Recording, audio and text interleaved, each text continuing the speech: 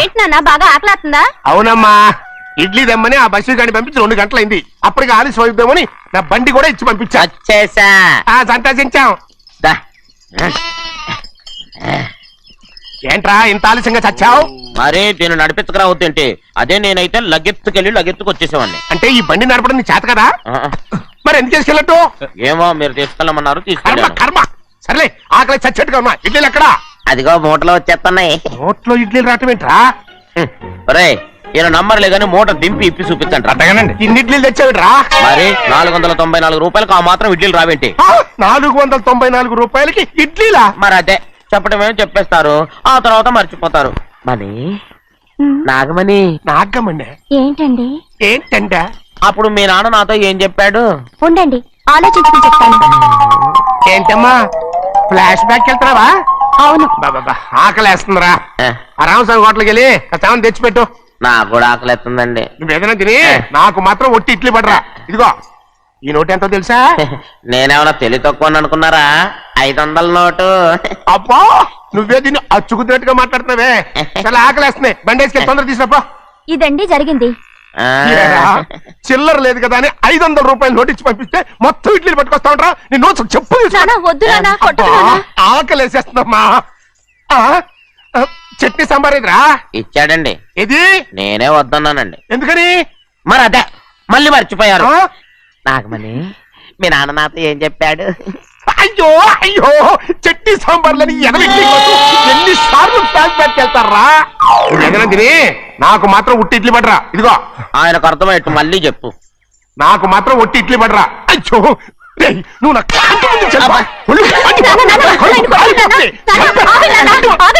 ఆయనతో పాటు నేను బయటకు వెళ్ళిపోతాను.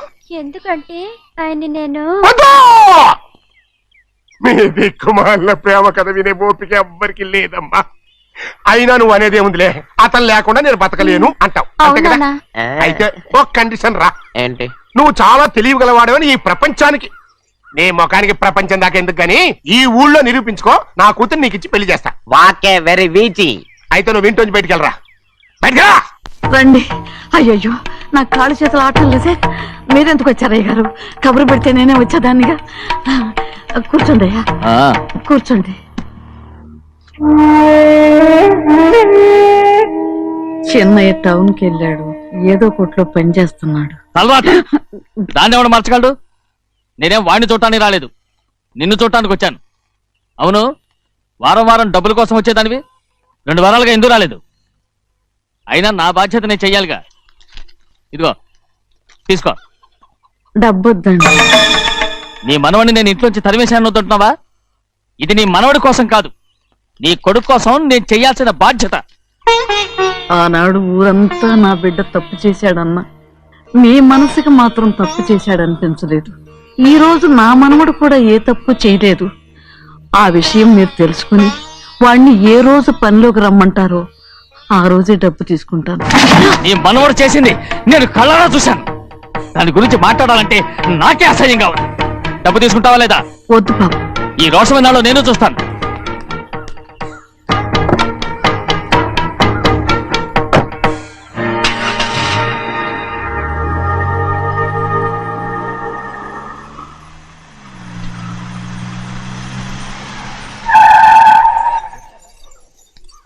ఏంట్రా అందరూ ఇంట్లో పనులు మానేసి బయట కబుర్లు చెప్పుకుంటున్నారు? పెద్దమ్మాయి గారు అల్లుడు గారు మన ఇంటికి వచ్చారండి. వారితో పాటు బంధువులు కూడా తీసుకొచ్చారండి, అందుకే మేమేం అనలేకపోయామండి. తాంబూలాలు కూడా పట్టుకొచ్చారండి.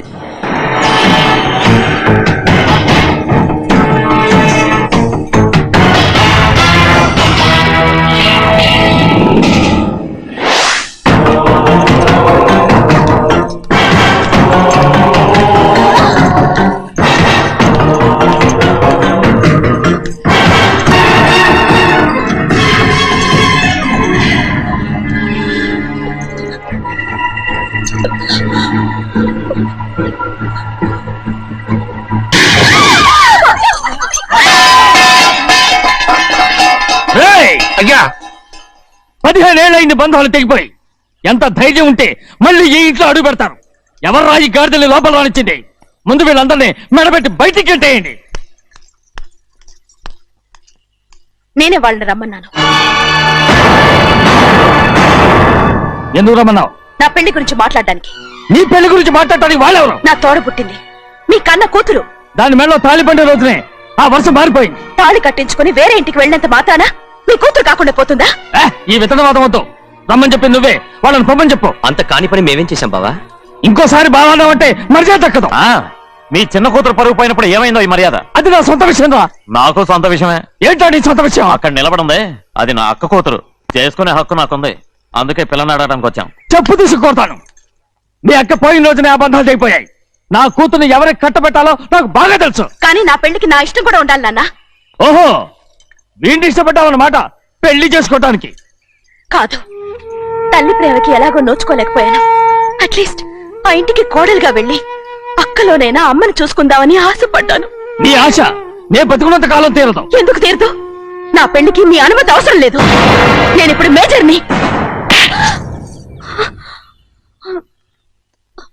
ఎవరితో మాట్లాడుతున్నావే? ఆయన మనకు జన్మనిచ్చిన తండ్రి. ఆయనకిష్టం లేకుండా నీ పెళ్లి జరిగిపోతుంది అనుకుంటున్నావా? నువ్వు మేజర్ అంటున్నావే. ఇంతవరకు నిన్ను చదివించి పెద్దదాన్ని చేసింది ఎవరు? విదేశాల్లో చదివినంత మాత్రాన నోటి వచ్చినట్టు మాట్లాడతావా?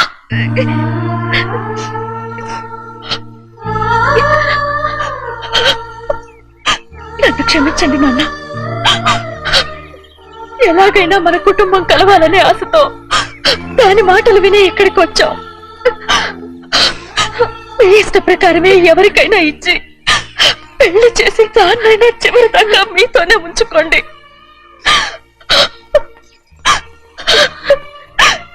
వెళ్ళొస్తానన్నా. ఎందుకు వదినా వెళ్ళొస్తామని చెప్తున్నావు? ఈ జన్మలో ఇక్కడికి రాలేమని తెలిపోయింది కదా. వెళ్తామని చెప్పు.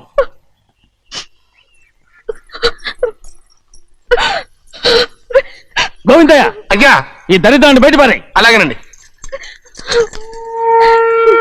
నన్ను క్షమించండి నాన్న. ఊరుకోమ్మా, ఏదో తెలియక చేసావు, పర్వాలేదు.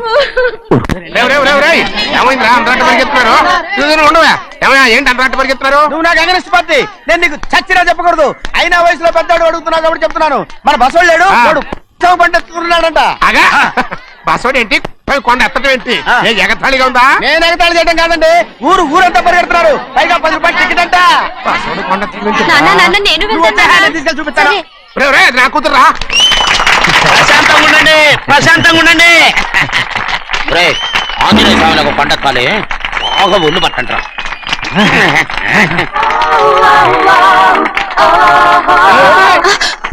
ఆడ కొండనెత్తపోతే నిన్నెత్తిపోతాడు.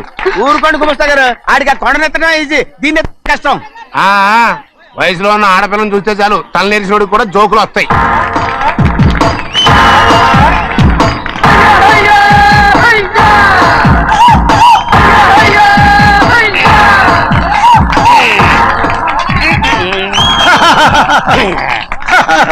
రెడీ.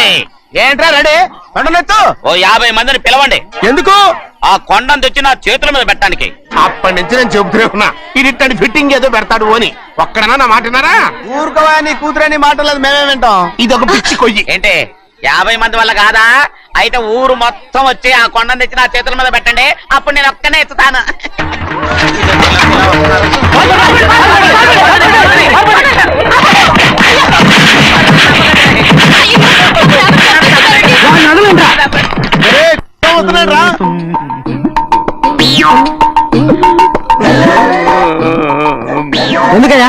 ఎందుకయ్యా అమాయకుని పట్టుకుని అందరూ చిత్త కొడుతున్నారు? అమాయకుడా?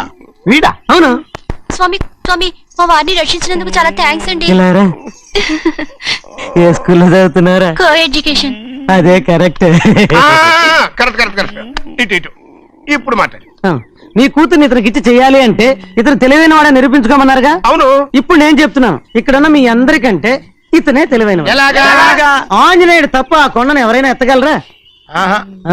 చేయలేని దాన్ని చేయగలనని చెప్పి మీ అందరిని నమ్మించి ఇక్కడ తీసుకొచ్చాడే, ఇతను తెలివైనడు కదంటారా?